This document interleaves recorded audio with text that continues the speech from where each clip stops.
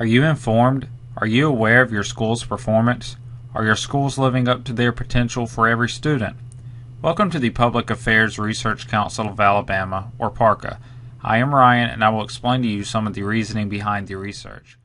At PARCA, we study schools and subgroups and rank them against each other. Our first premise is simple. All schools and students can succeed.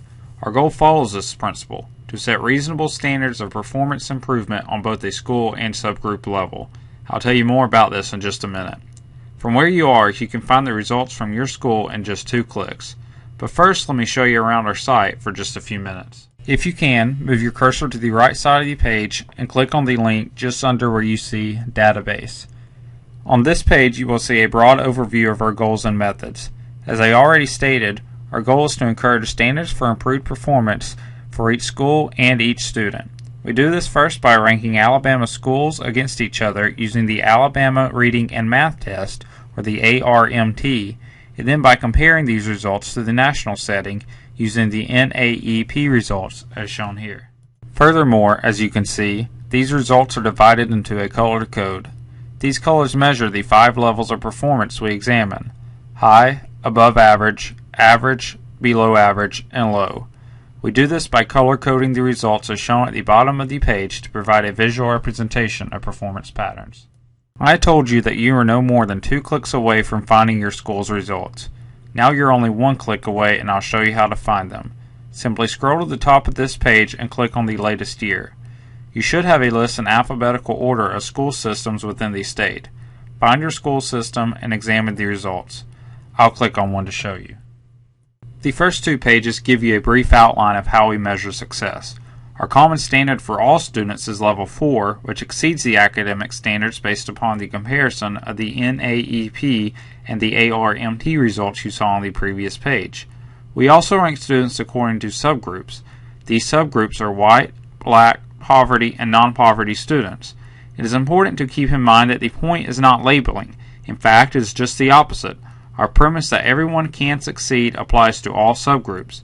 Analyzing results by subgroup ensures that we focus on persistent performance gaps that need to be eliminated. The colored code corresponds to how many students within a school reach level 4. As you can see, the dark green represents the most positive results and dark red represents the most negative. But it is important to remember that all students and schools can succeed. Being in red does not mean the school is a failure, it simply means there is room for improvement.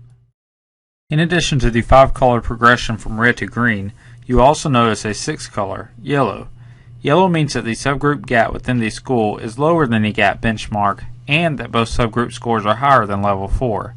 If you see a lot of green and yellow in your school, it is probably an indication of success. Now scroll down to the first page of results. The first page shows the results for the school system at large. These results are divided by grade, subject, and subgroup, and the colored code you see is based upon the comparison of the system's results and the state's average results. On the right side, you also see the gap between subgroups, which corresponds to the yellow I told you about just a minute ago. Now continue to scroll down to the various schools in this system. These results are organized in the same way, except that the colored code corresponds to the comparison of the actual school to the state average.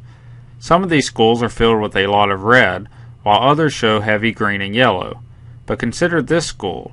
It is filled with a lot of red. However, if our stated goal is met, higher student performance can be manifested throughout all subgroups, and the gap between subgroups will become extinct. Along these lines, there is one last thing I would like to show you. Returning to this page, click on the link Subgroup Trends by School and System, and then on the respective subgroup here.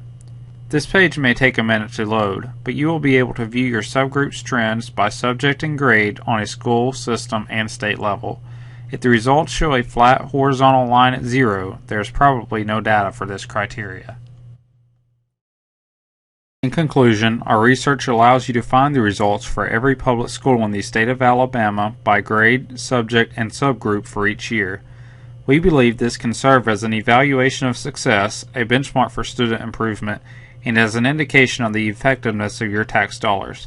Thank you for your time, and we hope that our site will be of benefit for you.